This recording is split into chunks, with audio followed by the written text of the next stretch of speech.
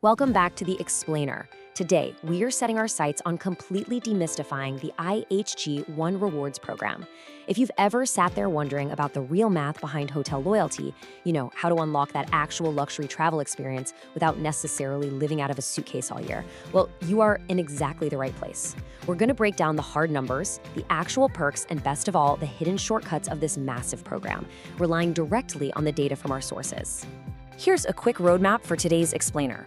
We'll start with the IHG brand landscape, then look at climbing the status ladder, do a Platinum Elite deep dive, cover navigating milestone rewards, examine the points economy, and wrap up with the final verdict. All right, let's jump right into Section 1, the IHG brand landscape. The sheer scale and diversity of the IHG portfolio is honestly staggering. We're talking over 6,000 properties worldwide, spanning literally every type of travel experience you can imagine. At the budget end, you've got your highly practical road trip staples like Holiday Inn Express, and Candlewood Suites. Perfect for when all you really need is a reliable bed and, let's be real, a decent waffle maker in the morning. But then, on the complete opposite end of the spectrum, IHG features ultra-luxury resorts like Kimpton, Regent, Six Senses, and the iconic Intercontinental. And here's the beautiful part of this network. Staying at a budget property off the highway earns you the exact same loyalty credit as a night at a luxury resort in the Maldives. Moving on to Section 2, climbing the status ladder. Now, if you want to climb this loyalty ladder purely through stays within a single calendar year, well, the volume required is intense. You start out at Club with 0 nights, 10 nights gets you Silver, 20 nights unlocks Gold, it takes 40 nights just to reach Platinum, and if you're eyeing that top-tier Diamond status, you are looking at an exhausting 70 nights in a hotel. That is nearly 2.5 months away from home every single year. At that point, you might actually forget what your own living room looks like. But this right here illustrates exactly why you'd climb that ladder in the first place. Your baseline point earnings multiply drastically as you rank up. A standard club member earns 10 base points per dollar spent. Hit Silver, and you get a 20% bonus. Gold brings a 40% bonus. Platinum jumps to a massive 60% bonus. And Diamond? Diamond actually doubles your earning power with a 100% bonus on top of your base points.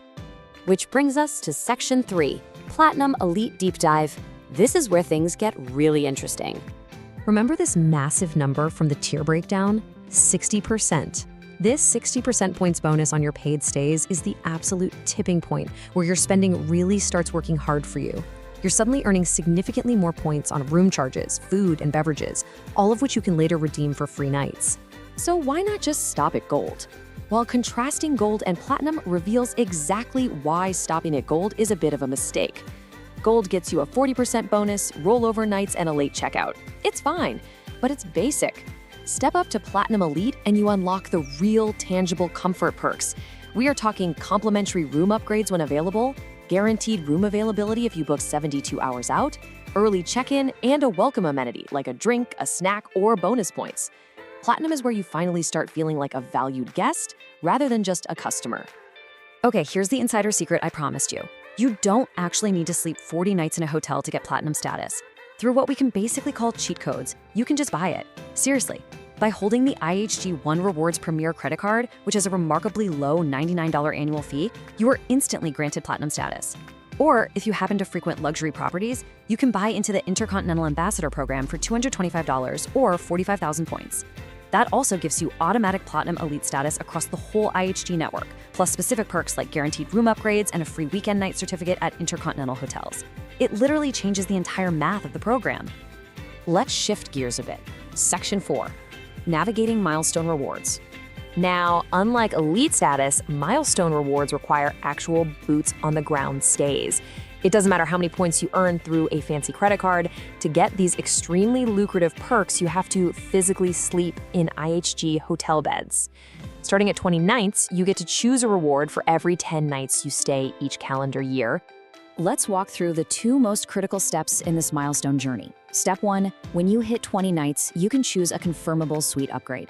This means you can literally call ahead, check availability, and lock in a standard suite upgrade for a stay of up to 5 nights. Huge value there.